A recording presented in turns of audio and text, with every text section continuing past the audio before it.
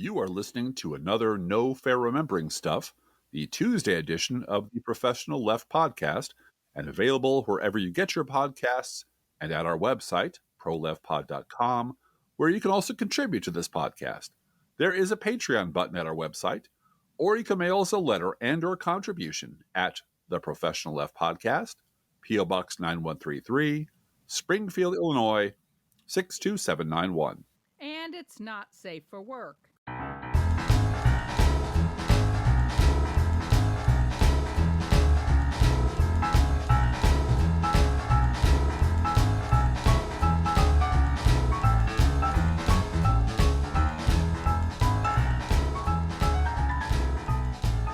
Okay, this episode was inspired by the contemptible Nikki Haley, who decided to play one of the right wing's favorite cards last week, reactionary nostalgia, which has been one of the central organizing ideas behind the entire conservative movement, from Bill Buckley defining a conservative as, quote, someone who stands athwart history yelling, stop, unquote, to thugs like Sean Hannity and Bill O'Reilly going on and on about how much better America was when they were kids, to the again in Make America Great Again. That America was a prosperous, tolerant utopia back when they were kids, and everything would have gone on like that forever if woke liberals hadn't ruined everything. It's an entire political philosophy built on corrupting the sentiment of the Mad Men episode entitled The Carousel. Here's a clip from that show. Teddy told me that in Greek, nostalgia literally means the pain from an old wound. It's a twinge in your heart, far more powerful than memory alone. This device isn't a spaceship. It's a time machine.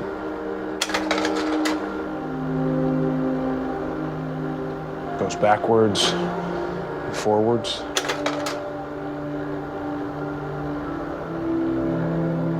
It takes us to a place where we ache to go again. It's not called the wheel. It's called the carousel.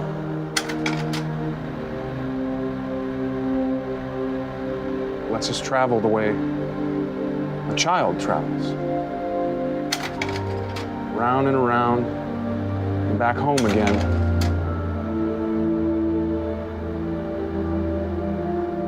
To a place where we know we are loved.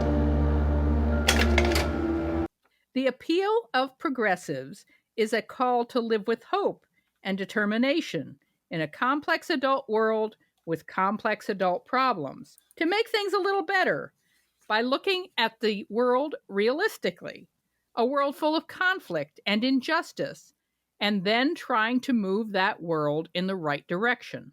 The best example of this may be Franklin Roosevelt's Second Bill of Rights speech, which he delivered in 1944, at a time when Americans had already endured 15 years of the Great Depression and World War II, when it was still not certain if the Allies could defeat the Axis powers. Obviously, Franklin Roosevelt believed that ultimately Germany and Japan would be defeated, and that the only way to redeem the terrible price we would have paid was that we would come out of that conflict better, stronger, and more fair and just than before.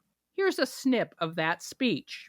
In our day, certain economic truths have become accepted as self-evident. A second Bill of Rights, under which a new basis of security and prosperity can be established for all, regardless of station or race or creed. Among these are the right to a useful and remunerative job, the right to earn enough to provide adequate food and clothing and recreation, the right of every farmer to raise and sell his products at a return which will give him and his family a decent living, the right of every businessman, large and small, to trade in an atmosphere of freedom, freedom from unfair competition and domination by monopolies at home or abroad, the right of every family to a decent home, the right to adequate medical care, and the opportunity to achieve and enjoy good health, the right to adequate protection from the economic fears of old age, sickness, accident, and unemployment, the right to a good education. All of these rights spell security. And after this war is won, we must be prepared to move forward in the implementation of these rights to new goals of human happiness and well-being. For unless there is security here at home, there cannot be lasting peace in the world. The appeal of conservatism is exactly the opposite. It's a call for adults to think and act as children, to build a political movement based on the nostalgia of old white men who hate the world as it is and hate where it's headed, who don't want to be bothered with facts, but instead want to feel as they felt back when they were younger. Now, having some nice memories of your childhood is perfectly normal. Nothing wrong with that until those memories are weaponized, as Republicans have done. Now, Republicans are using nostalgia for a mythical past, like German fascists used the despicable Dolchstoss myth of Germany being stabbed in the back by its enemies to explain why they lost World War I. Because, according to Republicans, our glorious past didn't slip away because that glorious past is a pleasant illusion built from the simple memories of children who then grew up into an adult world. Instead, that past, which is the birthright of every American, was stolen by a cabal of liberals and feminists and gays and minorities and immigrants and socialists and Marxists and Hillary's email and Hunter Biden's laptop and whoever the enemy of the week is on Fox News. When Trump talked about American carnage and how America is on fire and has been destroyed and how he will be your retribution, this is what he was talking about. There's another episode of Mad Men we're going to reference here entitled The Marriage of Figaro that touches on this very theme brilliantly. Don Draper is filming the events of his daughter Sally's birthday party, and the point of view keeps shifting from what his camera is filming, which are happy kids and happy adults and a wonderful birthday party, with what's happening just outside the range of the camera, or when he's not filming. This is all kinds of terrible behavior by adults, unwelcome sexual advances, people hitting on each other's spouses, violence and threats of violence. There's verbal abuse. There's vicious gossip about the neighborhood divorcee, and a lot of drunkenness, none of which is captured on film by Don. And so we are left to understand none of which will be spoken again by the adults or remembered by the children. Presumably, all Sally will ever remember when she grows up is the birthday party where she got a puppy from her dad. Which brings us to what Nikki Haley said last week. Yeah. Here's the quote. Do you remember when you were growing up? Do you remember how simple life was? How easy it felt? It was about faith, family, and country. We can have that again. But to do that, we must vote Joe Biden out, unquote. Yeah. Translation, you were robbed of that simple, easy life because you were stabbed in the back by Democrats. But I can get it back for you, and it's so easy. So easy. All you have to do is get rid of Joe Biden and put me in power. Yeah, because that's going to happen. Yeah, she's the one. So on this episode of No Fair Remembering Stuff, we are going to remember some highlights from our childhoods, from a very specific period, and then look back at what was going on in the world just outside the range of our childhood nostalgia. We're going to look at the year 1968. Yeah, and in 1968, I was 7 years old, and my family was living overseas in the Philippines, and everything was an adventure. We had moved there from this little town in Iowa that barely exists anymore, and it was like moving to Mars. My dad was the principal of the American School of Manila. My mom was a teacher at a different school, and on weekends, we would pile into our little Taunus car that floated, we found out, during typhoon season, and see the countryside. We drove up to Baguio City. We went to watch an active volcano, which was way cool.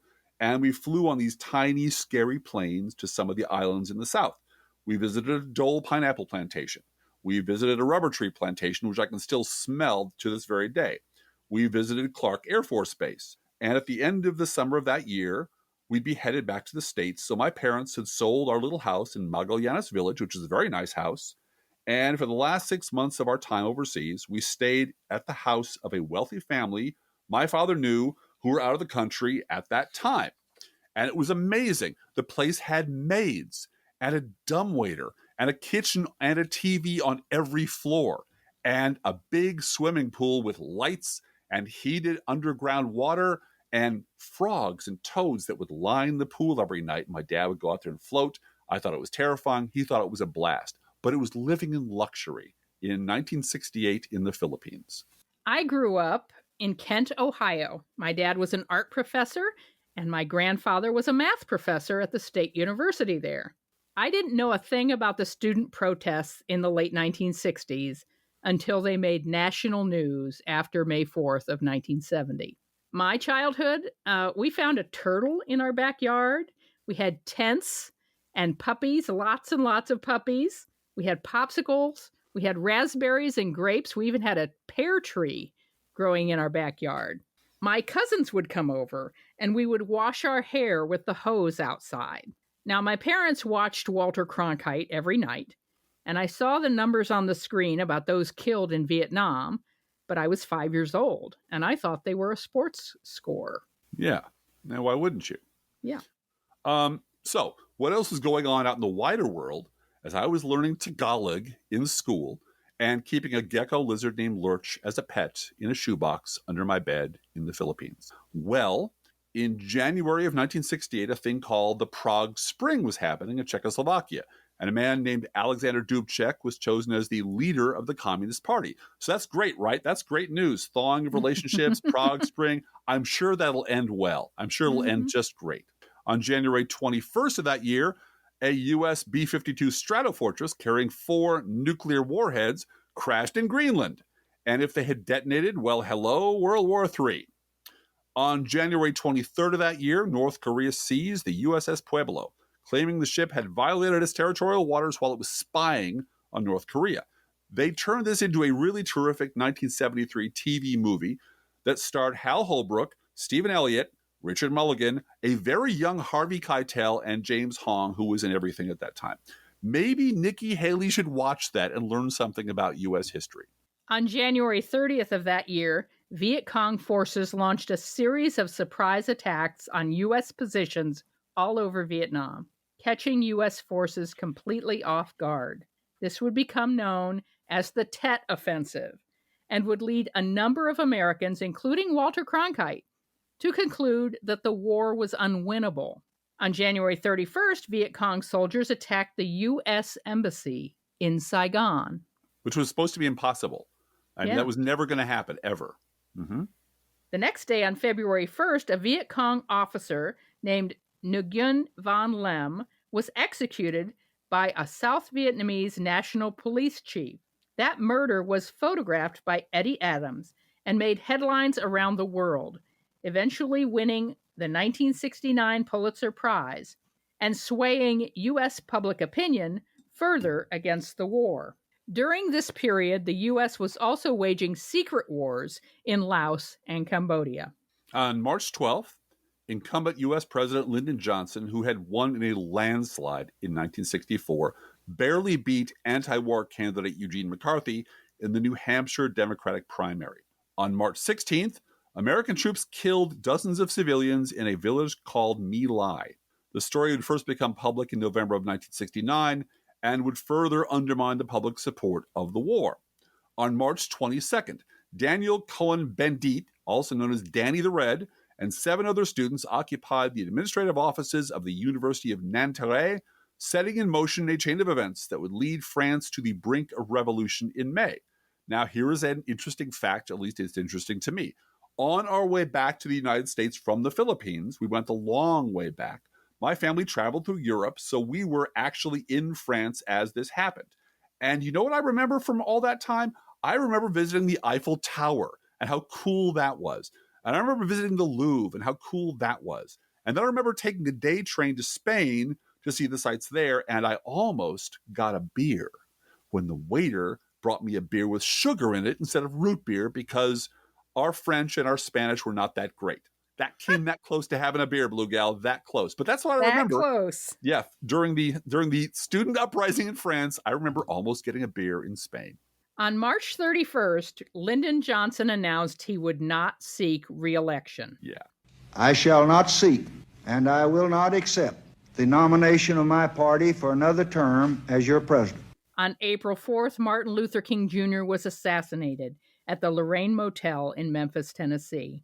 Riots broke out in major American cities, lasting for several days afterwards. On April 11th, Joseph Bachmann tried to assassinate Rudi Dutschke, leader of the left-wing movement APO in Germany, and then tried to commit suicide afterwards. He failed at both. From April 23rd through April 30th, student anti-war protesters at Columbia University in New York City took over administration buildings and shut down the university. On June 2nd, massive student demonstrations began in Belgrade, Yugoslavia. On June 3rd, Valerie Solanas shot Andy Warhol at his New York City studio, The Factory. I would imagine that did cause some attention to be paid at your house by your At our probably house. by your mother and father. But that just Yeah. went right over your head, I'll bet. Oh yeah, I don't remember that at all. No, I remember it from the movies years later and people talking about it years later. After winning the Democratic presidential primary and becoming the Democrats' front-running candidate, Robert F. Kennedy was assassinated on June 5th at the Ambassador Hotel in Los Angeles by Sirhan Sirhan. On June 12th, the horror film Rosemary's Baby premiered in the United States. On June 21st, a student demonstration in front of the Jornal de Brazil building ended with 28 people dead and over 1,000 arrested. On June 26th, the, quote, March of the 100,000, unquote, took place in Rio de Janeiro as crowds demonstrated against the Brazilian military government. On July 17th, a young man named Saddam Hussein became the vice chairman of the Revolutionary Council in Iraq after a coup d'etat. And on July 25th, Pope Paul VI published his encyclical entitled Humanae Vitae on birth control. I must emphasize this is all 1 year. All 1 year, which is fondly remembered by me as a young person as being wonderful and event-free and lighthearted. And it was right around this time that my family returned to the States and moved into our house in the planned suburban community of Park Forest. We set up housekeeping with paper plates and pots and pans bought locally, and we slept on air mattresses for a little bit since our rattan furniture, all from the Philippines, was still en route from the Philippines. And you know what I care deeply about? I cared about rocks, about geodes, and about iron pyrite. I dug that stuff. And also, a company called Mattel had just introduced a thing called Hot Wheels, which I thought was the coolest thing in the world. On July 16th, 1968, I turned 5. My stay-at-home mom, pregnant with a 4th child who would die shortly after birth, made a layer cake from scratch with cake flour.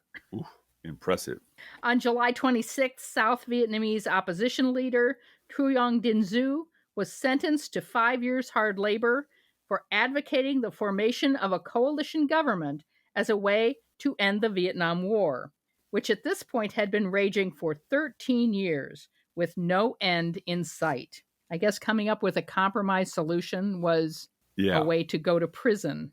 Yeah, proposing an end to the war that acknowledged that the North Vietnamese had, a say in anything. Yep. No, absolutely against. You're going to prison for that. Yep. Down in Miami Beach, Florida, during the week of August 5th, the Republican National Convention nominated Richard Nixon for U.S. president and Spiro Agnew for vice president. Oh, again, I'm sure that will end well. He had a secret plan to win the war, Driftglass. He did. He couldn't tell you, but it was going to win. It was going to win the war. Secret. You remember what George Carlin said? He's taking the overland route.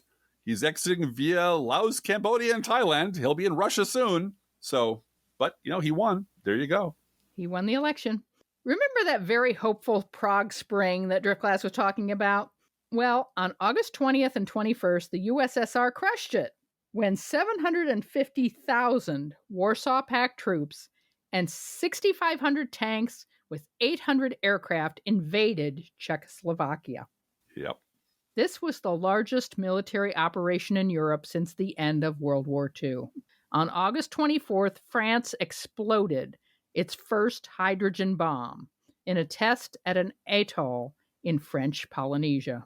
So France is playing with hydrogen bombs, and the Soviet Union is invading Czechoslovakia in Europe. But, everything's fine. Let's get back to making America great again. Yeah, everything's calm. The way it was in great. 1968. The good old days, the good old times. This is all in one year. From August 22nd through the 30th, we're not done with 68 yet. From August 22nd through the 30th, police, you might have heard about this, clash with anti-war protesters in Chicago outside the 1968 Democratic National Convention, which nominated Hubert Humphrey for U.S. president and Edmund Muskie for vice president. Mayor Richard Daley, Richard I, infamously ordered police to shoot to kill any arsonist and shoot to maim or cripple anyone caught looting. The melee was subsequently deemed a police riot and almost certainly catapulted Richard Nixon into the White House. Way to go. On October 16th, in Mexico City, African-American athletes Tommy Smith and John Carlos raised their fists in a Black Power salute after winning, respectively, the gold and the bronze medal in the Olympics men's 2,000 meters. But you know what? I didn't notice that at all, because I was interested in the fact that on October 18, Bob Beamon broke the long jump record at the Olympics in Mexico City. That record stood for 23 damn years and is still the second longest jump in history. Oh, on October 30th, 1968, it should be noted, I turned 8 years old. Happy birthday. Thank you. On November 5th, 1968, Republican candidate Richard Nixon defeated the Democratic candidate, Vice President Hubert Humphrey, and American Independent Party candidate George Wallace. What? There was a third-party candidate, and he was a segregationist monster who almost won enough electoral votes to become a presidential kingmaker. Mm-hmm. In the good old days of faith and family, Driftglass. Yeah. You wouldn't think Hardly such things are possible. seems possible that George Wallace could become a spoiler. Mm-hmm. And you know what? The No Fair Remembering crew, I believe, did an entire podcast on that. So They did. Back in the day. Either listen to it or just wait for Rachel Maddow to do it. And either one is... Our title's better than Rachel Maddow's, but I wish her well in her podcasting journey. I wish her well, too. I'm sure she'll just knock it out of the park. On November 20th, the Farmington mine disaster in Farmington, West Virginia, killed 78 men. Mm-hmm. On November 24th, 4 men hijacked Pan Am Flight 281 from JFK International Airport in New York to Havana, Cuba. Yeah, that became not a meme, but a slogan at the time. Take this plane to Cuba. It started a whole thing. But you know what I was paying attention to, Blue Gal? I was paying attention to the flight of Apollo 8, which entered the orbit around the moon on Christmas Eve, 1968. And astronauts Frank Borman, Jim Lovell, and William Anders became the first human beings to see the far side of the moon and the planet Earth as a whole, as well as traveling further away from the Earth than any human being had ever traveled in history. Anders photographed Earthrise, which became one of the most famous photos in history, changing our perspective and inspiring many to consider the world a tiny, vulnerable blue dot.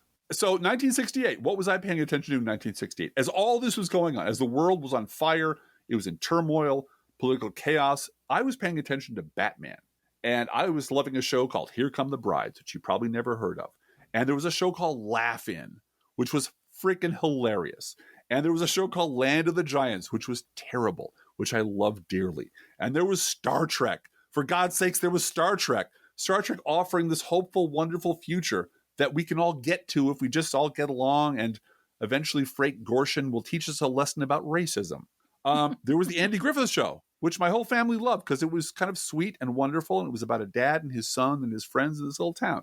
And there was the Dick Van Dyke Show, which I did not realize until decades later how incredibly sophisticated the writing was, how smart it was, and how inclusive it was. How many people who were African-American got pulled into that show and shown on camera at a time when that just didn't happen. But to me, it was just a funny show. Then there was Bewitched. And my whole family, including my grandma and grandpa, loved Carol Burnett.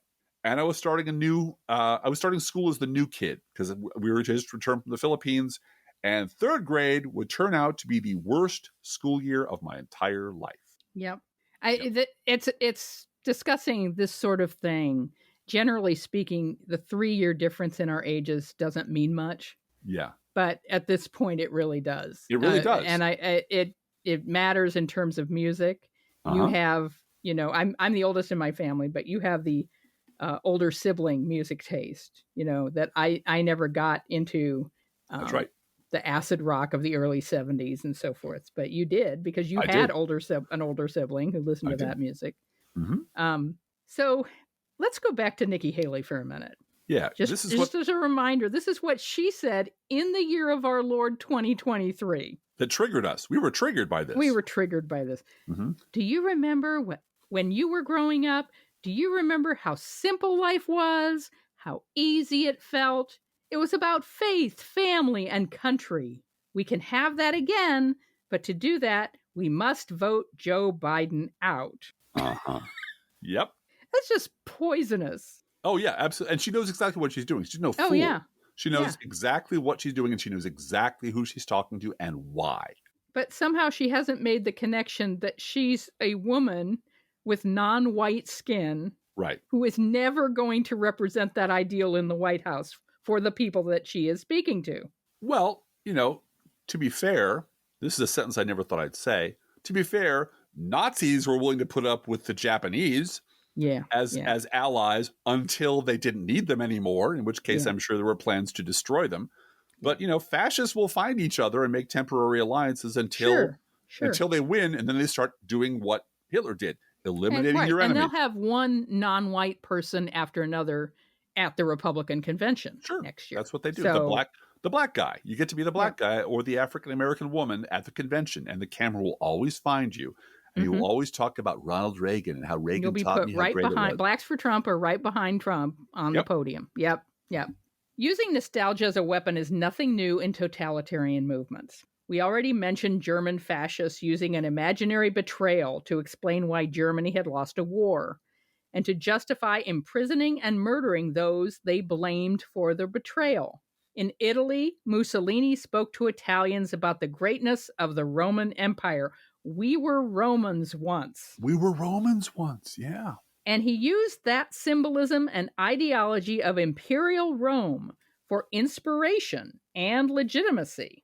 The genocidal Slobodan Milosevic rose to power in post-Soviet Serbia by conjuring the ghosts of an imaginary past and making sure his followers had plenty of sinister betrayers and enemies to blame. And then there's the lost cause of the Confederacy myth. Yep. That lie that the Confederacy was just an heroic and not centered at all on slavery. It wasn't about slavery, Blue Gal. Why do you keep insisting it was about slavery? It was about heritage. The president of the Confederacy said it was all about slavery. That's why. Yeah. Oh, I forgot. And they wanted to reinstate slavery when they lost. That's right. That was a condition to come back. And as long as we can get slavery back, we'll come back. No, you lost. No, you lost. This is why you lost. This is how you lost. This is what you lost. Yes. But this is still deeply wired into the Republican Party, that somehow the Confederacy is just a noble thing. Mm-hmm. And it's our heritage, as Nikki Haley argued for years and years. Mm-hmm. This is why wild, hysterical lies about critical race theory, classroom curriculum, etc., are automatically believed by Republicans. Because to maintain a political system based on mythology and reactionary nostalgia, and that's what this show is about, they need the past to have been a place of simplicity and ease that was wrecked by treacherous, America-hating liberals. And teaching kids that history is complicated and nuanced, and that white people might be to blame for a thing or two, that destroys that myth. Right. It can't survive the scrutiny of history at all. Yep. And they can't. That's why No Fair Remembering Stuff is the name of this podcast. Yeah. Because it's on the right, it's constant whitewashing the past away. You can't remember what we did to Clinton, because then everything we did under Bush sounds stupid and hypocritical. We can't afford to remember Bush, because then Obama, we can't yell about him. We can't afford to remember the hysterics of 8 years of racism under Obama, and then we nominated the king of the birthers because that would make us look bad too. It's always, these conservatives are always trying to sweep the past away because the past is their enemy and they can't afford to let their enemy live. Yep. And it was the day after Inauguration Day when Obama became president that the watchword on the right was George Bush isn't president anymore. Right. Why are you looking at the past? Why are you talking about the past? George Bush it's all Obama's fault now. Everything's Obama's fault. But you know who else remembers 1968, Driftglass? Joe Biden remembers 1968. Yeah. He's got old guy powers that remember the past. That was the year he graduated from law school. So he was not 5 or 8. No, he was an adult. He was older than that. Mm-hmm. And that year, his two political heroes, Martin Luther King and Bobby Kennedy, were assassinated. On the 2020 campaign trail, Biden asked a New Hampshire audience how many of them were currently in high school or college. The New York Times reports, quote, about 40 hands went up in the audience of several hundred. Unless I'm mistaken, Donald Trump did for your generation what the loss of 2 of my heroes did for mine, he told the students, adding, what they did was make you realize, my God, we're in trouble. Amen. Don't forget, we really need more Patreons to make this podcast fly. So if you can afford to support us in that way, or if you have some ancestors' jewelry you can sell. Oil wells, property. They won't remember. Nah. An extra house, whatever. Visit our Patreon at patreon.com/proleftpod. And really, we thank you for your patronage. We do. Thank you so much. See you next time. And see you next time. The Professional F Podcast No Fair Remembering Stuff Tuesday edition is produced under a Creative Commons license. Copyright 2022-23, DGBG Productions.